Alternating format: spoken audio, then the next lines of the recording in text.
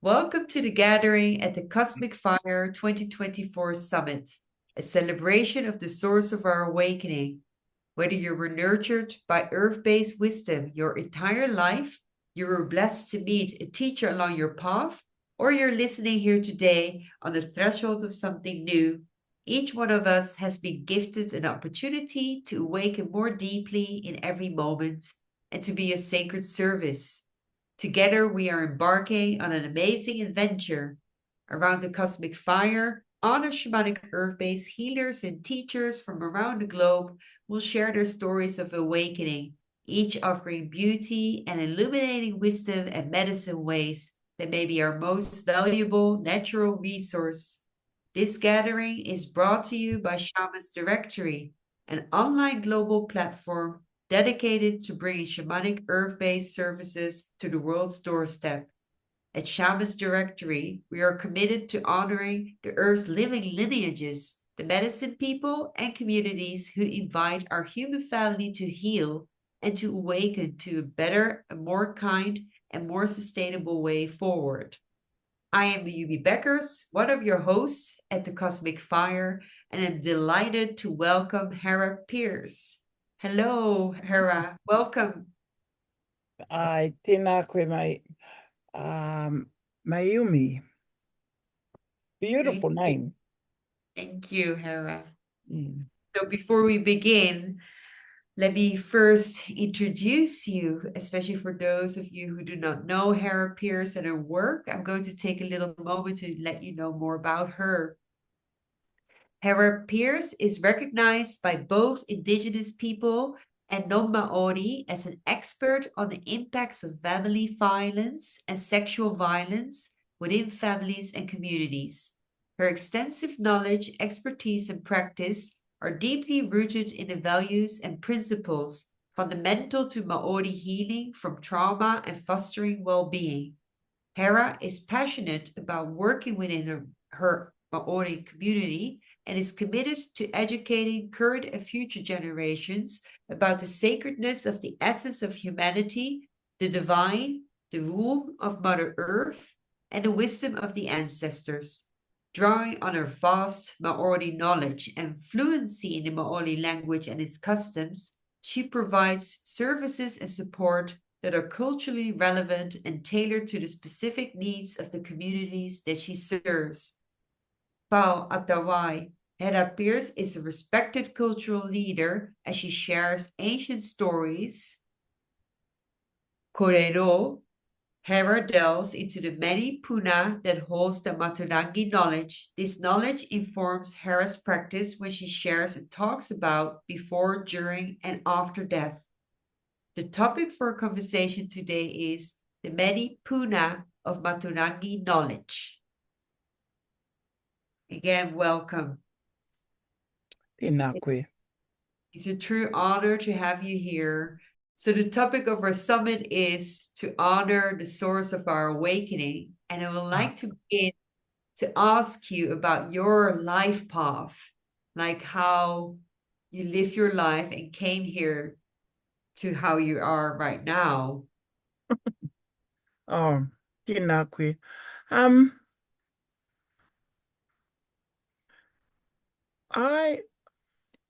My life has taken a direction that I don't believe I planned and knew I was going to go the way I have gone. My life has been directed by ancestors. It's been directed by my whānau and my hapu and my iwi. I didn't plan to be who I am. And why do I say that? At the time of conception, one of the things that's implanted into at the time of conception is the mana of a person. And everybody is born with mana. Now, that mana is implanted right at that very time of of the beginning of the implantation in the womb of a woman, when the egg and the seed combine. When the mana is implanted inside the unborn baby, then there's a lot of things that mana needs. And it needs the whole 9 months of incubation so that mana can survive and do what it's meant to do. Now, of course, the brain is the first part. That's where the mana is implanted. But the first thing is the heart. The mana is right there in the heart. And then, of course, the spine, the eyes, the hairs, the feet, the nose, the lips, the shoulders, and everything else comes into play. At the time of the completion of all of that inside the womb takes, as we know, 9 months. Now, after 9 months of gestation, ka puta mai te pepe, the baby is born. And one thing, and the very thing that happens at that time is that the baby goes, the first breath. So you no longer sit in the realms of the gods or the realms of the atua. You are now physically here, drawing the air provided by the environment. So you've come out of that world of where all the atuas, the gods, sit. You've come out of that world of where all the ancestors and the tipunas, they've done their work. They have implanted everything to do with from where you've come to hence to where you're going. So if that is so, if everything has been poured into your mana and it's inside of that unborn baby, then at the time of birth, when the baby takes its first breath of the air and lets out a beautiful cry or whatever, that is the mana beginning to be in action. And for that mana to grow, everybody around that baby has a responsibility to look after the mana of a born child, a born baby. So in our tradition, whānau, the family, they're the ones around the baby first, especially the mother, begins that role of nurturing the baby, breastfeeding, so on, nappies, so on and so on and so on. Outside of the mother is the father. But of course, we know that for a lot of our people, fathers are not around. Now, I'll correct that. Some fathers are not around. A lot are. Now, so as that mana inside the newborn child begins to develop, the hapu, the sub-tribe around the whānau, have a responsibility to enhance that family, to enhance the mana. And then the iwi, the larger iwi, again have the huge responsibility to make sure that the hapu is doing what the hapu is meant to be doing, and the hapu is making sure the whānau is doing what the whānau is meant to be doing, so that the mana that has been gifted to that newborn baby has all of the love and the essence that is required for that mana to grow. Now, you asked me earlier about myself. What I know is that the elders can usually predict or preordain what that baby will be. And once that is identified, the hapu and the iwi make sure that that comes to fruition. So if that is what's happened to me, then maybe it is. Yeah, maybe it is. I have always looked to my Māori side. But in saying that, though, I spent a good, I don't know, maybe 17, 20 years of living very safely in the Western world. I did. I was into everything that the Western world could provide. Lipstick, makeup, stockings, high heels. I did all of that. But when I left home and when I had started having babies of myself, when I left home, I thought, holy hell, I'm not just that Hera. And at that time, I was called my English name. Now, how that come about, my father took me to school. My first day took me to school. I think I might have been nearly 7. That's when I started school. And I still remember to this day, the principal's wife asking my father how to pronounce my name, which is Hera, commonly known as Hera. So Dad is telling her what my name is, and that I'm named after a nanny, the woman that brought my mother up, and she says, "Oh, she won't be able to." Along the lines of, "Oh, how do we say that name, Mr. Henry? I'm a Henry."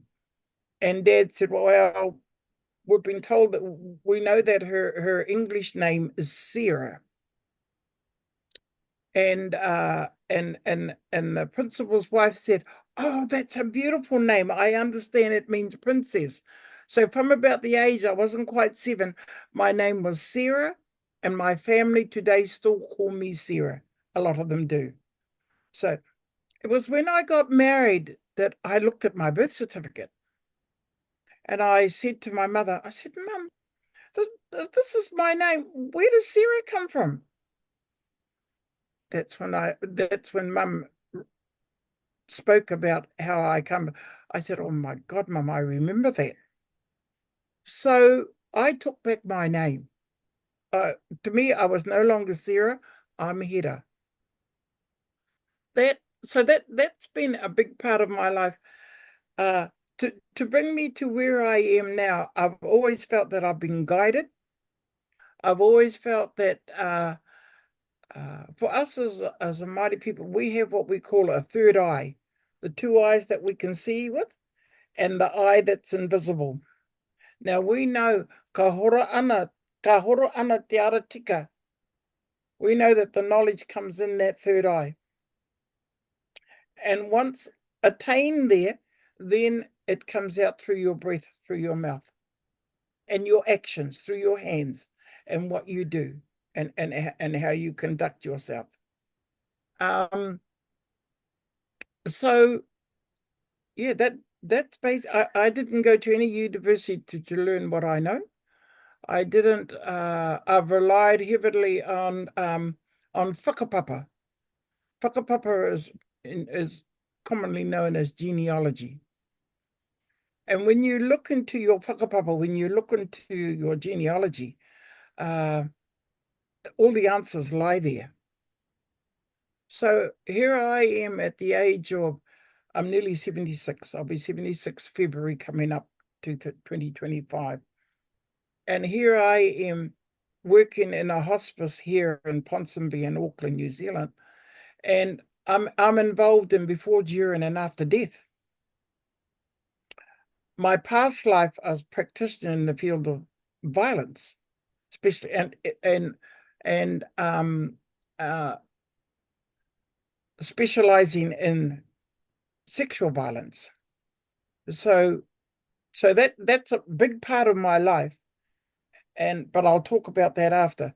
But bringing back to my paid work and what I do, it is about before, during, and after death.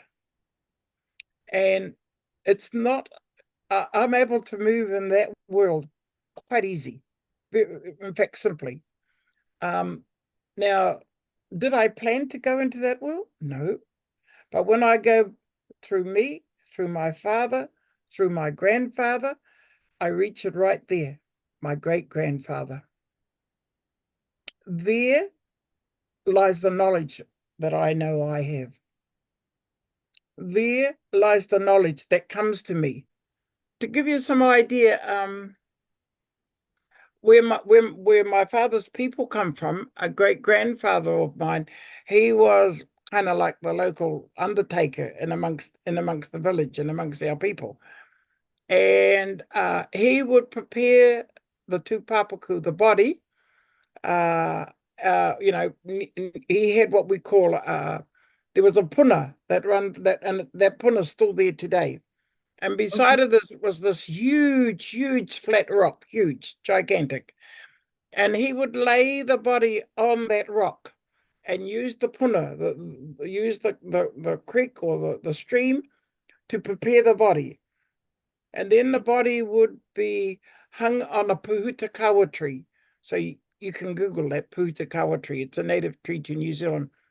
And the dead body would hang on this tree. And then and then until just the bones are left.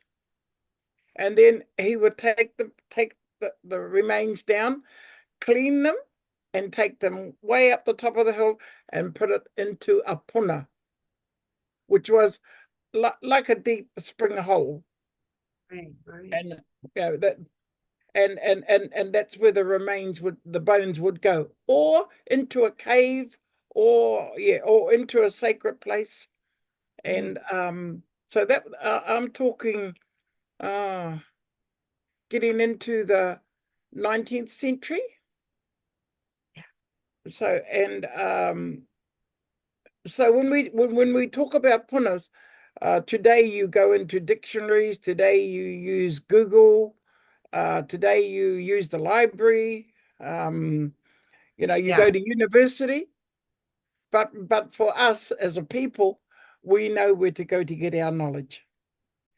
So when I think about that tipuna, that ancestor, it's not hard for me. Yeah, I think, oh, well, it's in my DNA. It's a part of my mana. It's a part of uh what I do on each day, and so that's what I talk about when I talk about delving into a puna where the knowledge sits. And I know where our cemeteries are, our urupas are. I know I can go there and sit at the graves of our tipunas that go back to the 18th century. And when I'm sitting there, I know the knowledge is happening all the time. But now I don't go there with the idea, oh, I must go there and get some knowledge. No, no, no, no, no. It just happens. So it's about if you're open to receiving, it comes with you don't even realize.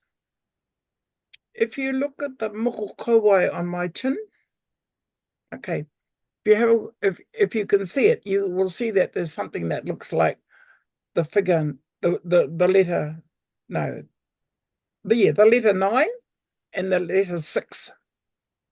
Now, apparently the nines on my moko koa on my chin brings the knowledge to me. The number sixes, not the letter, the numbers, 6. If I receive, and there's a line down in between, if I receive information, I have a responsibility to put it to where it goes. Now, this is the challenge of that responsibility, be it good, be it bad. And when I was told that the day I got it, I said to my auntie, my kōka, who we were both done on the same day, I said, how will I know that? And she just threw her eyeballs through the roof, and I just knew, oh, okay, yeah, don't ask, you just know. And that is so true. My auntie's been dead since 2011. That day when I received my moko kowai on my chin, it speaks to me all the time. But I don't even know it's speaking to me, and here I am. I'm now taking part on whatever this all is, the awakening. But did I know I was going to be doing this? No. Am I doing it? Yes. Did I plan to do this? No. Was I asked to be a part of this? Yes. And I'm thinking to myself, oh my God, what am I going to talk about?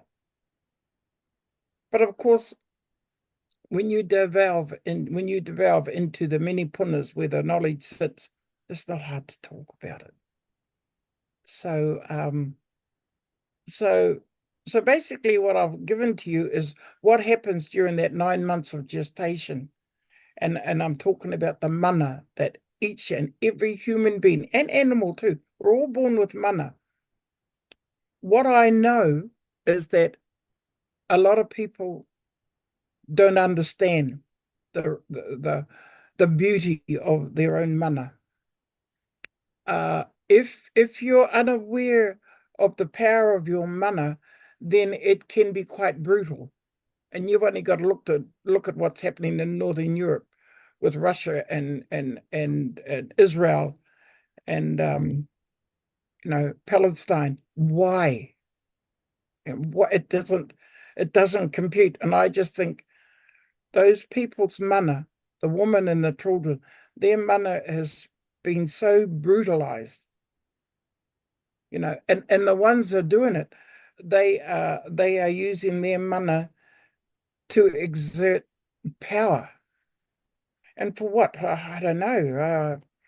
See, so it's very confusing when people don't understand the beauty of their mana. And I just think that if there is such a thing as evil and good, oh, well, there has to be. Because how there's no room for evil and good, but there's heaps of room for good to counteract evil.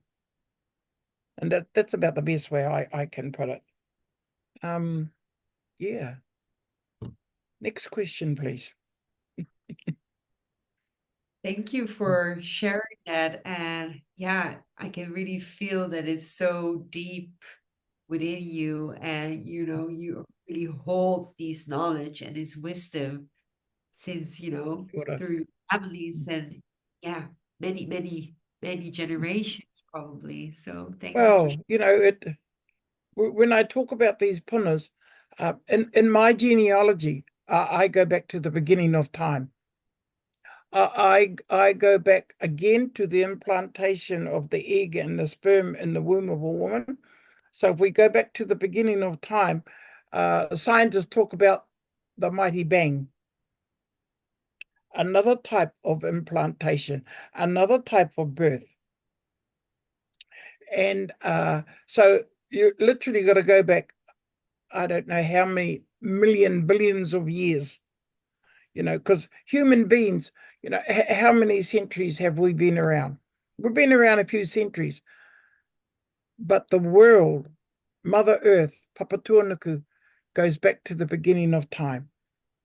And when I talk about my whakapapa, I can go back there. I can talk about Rangi Nui. Give you an example. Rangi Nui, kei runga, Papatuanuku, kei raro, e aroha aue, e aroha aue. Basically, what I've just said is that the sky above, the celestial Father, but for him, we don't exist. Mother Earth, the mother of all mothers, who nurtures us and sustains us. But for her, the first parents, the first physical beings who were a part of making this world for us human beings and all of the animals. We talk about tuakana taina. Taina is the young ones. That's us. That's you and I and all the human beings. Okay. The tuakanas are the insects and the animals and the fish. They are the oldest. They were all implanted into Papatuanuku, into the earth, knowing full well that human beings were coming.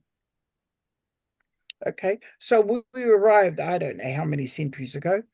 It is they talk about Adam and Eve, and they blame Eve for eating the apple. I kind of think that's a lot of rubbish myself. But anyway, well, I don't mean to sound so crass on that. But that's looking at Christianity. And Christianity is meant to be, I don't know, something like 2,000 years, just over 2,000 years ago. Why I say that? Because that's when was the birth of Jesus Christ. What I know in all of that story is that there was a powerful woman, a part of all of that, and that's Mary, mother of Jesus.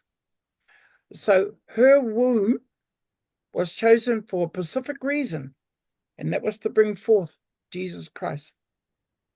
that physically happened. That really did happen on Earth over 2,000 years ago. If that is so, then what was before?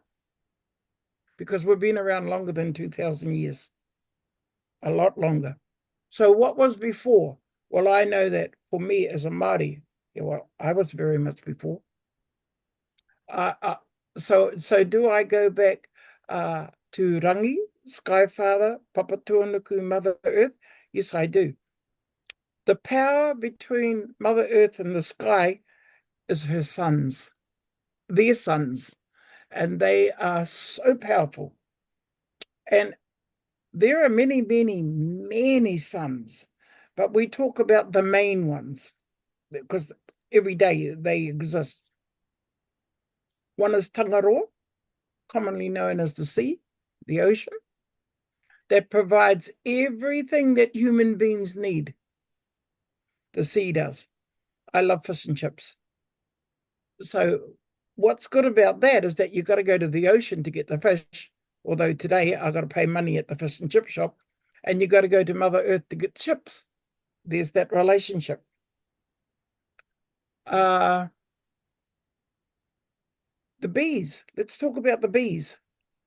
The bees, but for the bees, we wouldn't exist.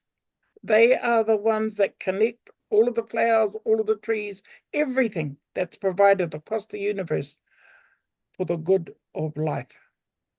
So, the question has to be, why have we cut down all the trees? We need those trees to make the air beautiful. So we know that the trees right around the world do all of that. So we call that tane mahuta. And then you can talk about medicines, or we can talk about war. Now we know that that's tūmatoenga. Tūmatoenga is a atua, and he is the leader of anything to do with war. And what we know in the world of Māoridom is that when tūmatoenga comes out to play, there's only one thing he wants to do.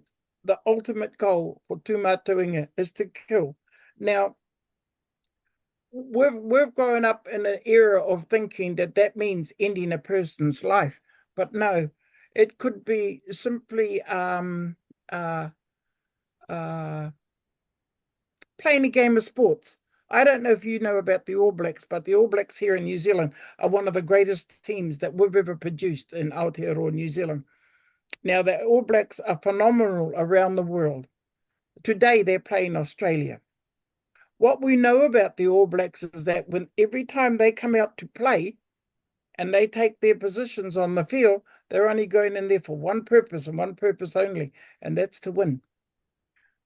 The idea of losing doesn't even enter their psyche. That's the power of tūmatoenga. It could be you've got an agenda and you've got to run a meeting, and you've got to, liaise and facilitate a whole lot of people, and those people, you think, righto, this is the agenda, this is what we've got to get through. Okay, so you know what the agenda is, but there will be people maybe somewhere that want to muck that agenda up. No, you're not going to change it.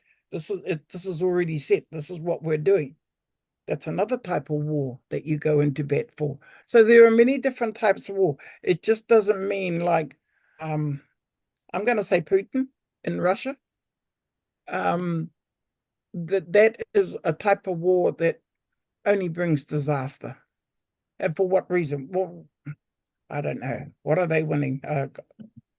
I don't know. It doesn't make sense to me.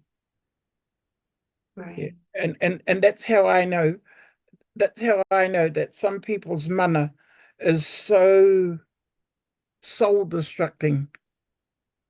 Can I ask you something about also your work Yeah. and also your previous work, because perhaps there the mana was also had maybe some troubles here. Yes. Or yeah, quite aware about the struggles that maybe different communities have, Well, and your communities perhaps also. And would you like maybe discuss yes, some points that I what you I can think? touch on that. As I've said to you, that I'm a practitioner in the field of sexual abuse. And again, I didn't go to any university. I don't have a psychology degree. I don't have a psychiatrist degree. Um, uh, I don't have any degree that talks about that I can be a practitioner in the field of rape and sexual abuse. To understand that is to understand where we as Māoris sit in our own country. So you have to go back to the 18th, end of the 17th century, definitely the 18th century. Um, I'm a mokopuna. I'm a grandchild of the Māori Battalion. So if you want to know about the Māori Battalion, you can Google it. The Māori Battalion is where um, my mother's her nannies, no, her parents were a part of that. And I'm a grandchild of that. My mother is a child of that. My father was born 1922. His father was born 1899. So Dad's father was a child of the land wars here in New Zealand. My father is a grandchild of the land wars. So if you want to know about the land wars, then you only got to Google 1840 and look at the treaty that was signed here by my people. And here we are 184 years later, or 100. That still is a contentious issue here in New Zealand. Not for us and not for the people who believe in the treaty. Um, uh, because of the wrong that was done to our people, like taking the raping of the land. It's not just rape of the body, it's not just rape of the vagina, it's rape of the land, rape of the mind, rape of your home, rape of your family, rape of anything that you have, even the rape of our language. And all Indigenous people have suffered this. Here in New Zealand, I believe we're leading the way in how to come out of that. Again, relying on our mana, taking ownership of our mana. And the good thing in our country here in New Zealand is that 60% of Māoridom, and we only make up not quite a fifth of the population of New Zealand. We're only just over 5 million. A fifth of that is Māori. Now, going into the future, there's one thing that's happening here in my country. Pacific Island people and Māori people are having babies. The other people are not. They're stopping at 1, 2. Not my people. We're up around the 4, 5, 6 or more. So I'm 75. By the time I'm 80,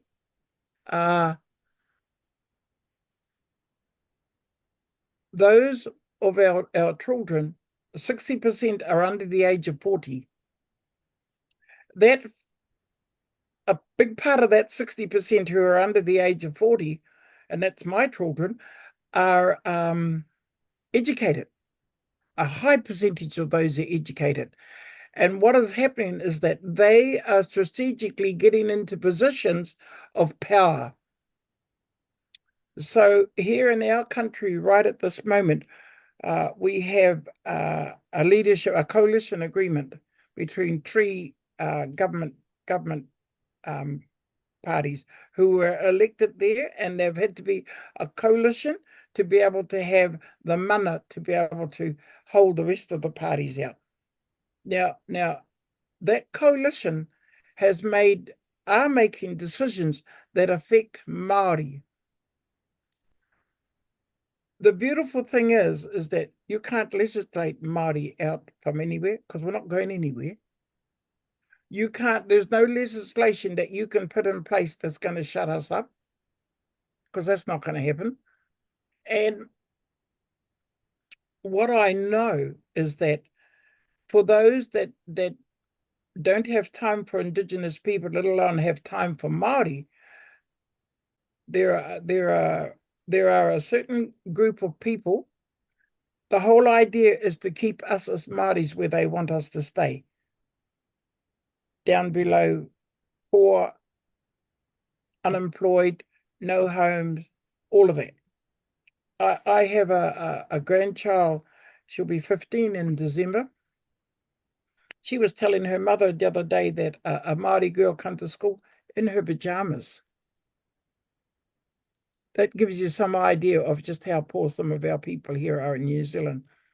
And so because that is happening in our own country, again, it's trying to squash our mana, trying to harm it.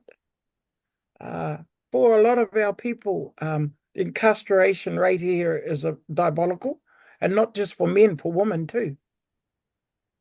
The amount of babies that sit in institutions or taken off their families is huge. One thing I know amongst my people here is that methamphetamine has got a hold of our people in such a way that we don't even recognize our people anymore because of the atrocious things that they're doing. But we know that it doesn't fit in the world of Māoridom. As you're sort of describing this sort of landscape that you're in over the, some years, and also since the 1800s, and going back in time and until now, and what you're sort of explaining right now, is that like also that drives you? Absolutely, yes. Your traditions. Yes, it does. Share. Yeah. Our way of being is more important today than ever. One thing that's happened here in New Zealand, and you can Google this too, is that the Tainui people, and they're a huge tribe, which is just below Auckland. The Tainui people, they look after the kingitanga. Okay, so our Māori king just died here back in August, and on the day he was buried, his daughter, who is the youngest of his 3 children, was named the queen for the Māori people. Now, she's only 27. She sits in that realm of those that are 60% and younger, and from down, and she sits in that lot there. She's educated, and so for us oldest, do we see that things are going to be fantastic in the future? Yes, because our youth, our young ones, will follow her, because she will be a leader of the future, and they will listen to her and follow her. And so she has a huge job in front of her. I mean, she's not even married yet, or anything like that. All of those things are probably still in front of her.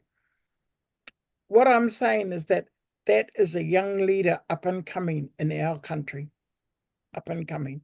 And I have a 25-year-old grandson that I live with, and he, one night having tea here, he just stood up at the tea table and said, "I'm going to follow Nawai Hono i te Pō." That's her name, Nawai Hono i te Pō. Because she is a kapahaka person, and that my grandson is a kapahaka person. So when for somebody like me, when I hear kōrero like that, I know the future's looking good. And so do the coalition, or do the people that don't have any time for Māori, they know that they've got to move now to be able to get in place what they want, so that they will be all right in the future. And our land is under threat. Our fish is under threat. the black sand around New Zealand is under threat. The Southern Ocean, if it melts, a third of New Zealand at least will go underwater. So what's not going to happen in my lifetime, and it won't happen in your lifetime, but it's going to happen. So do I see the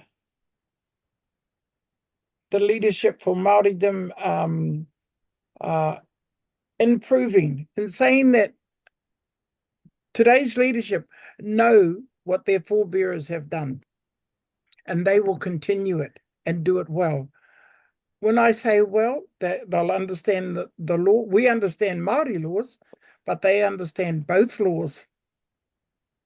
Pākehā law, Māori law, and they will know how to maneuver and make it a fruitation for the future going forward.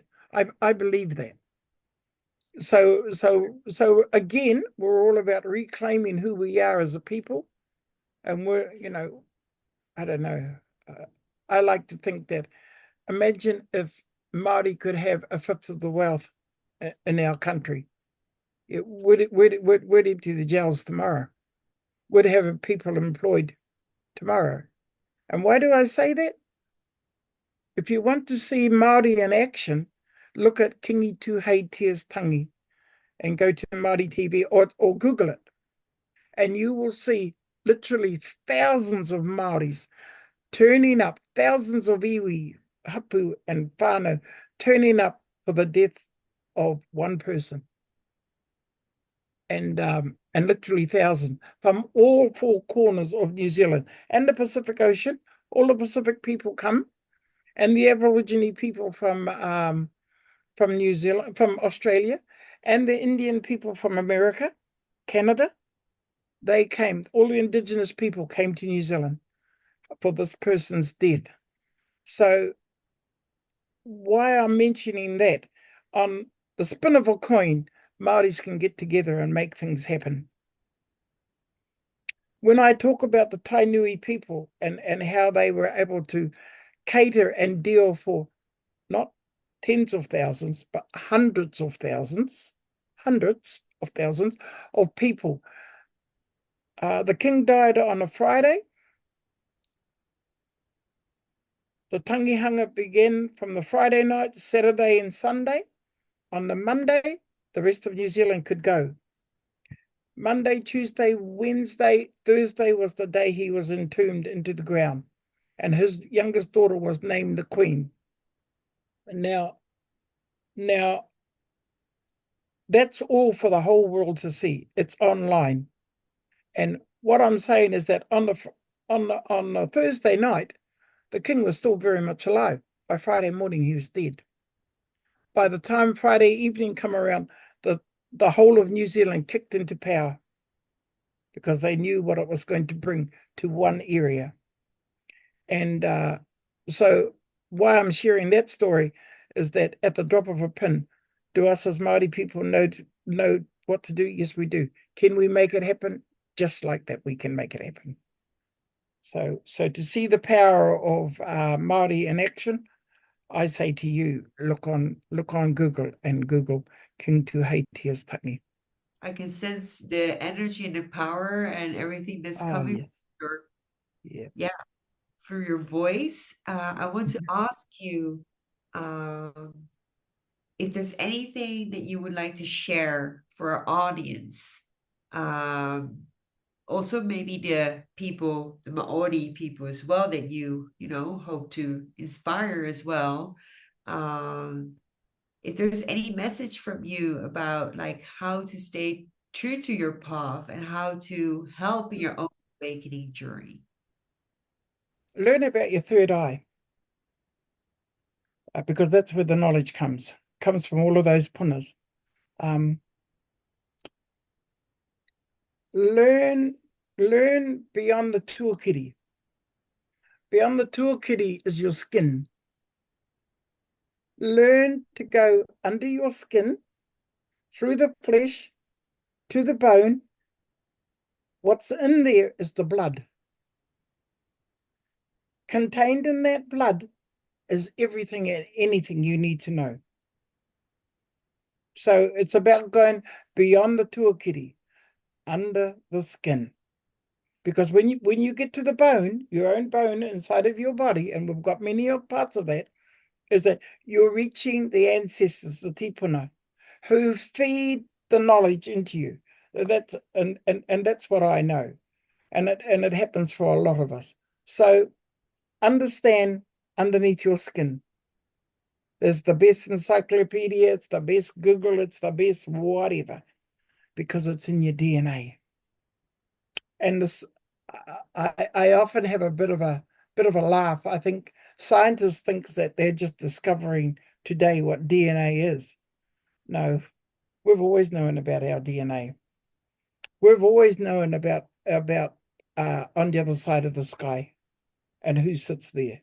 You know, we've always known that that is the knowledge base, and it will come to you if you open yourself up to receive it.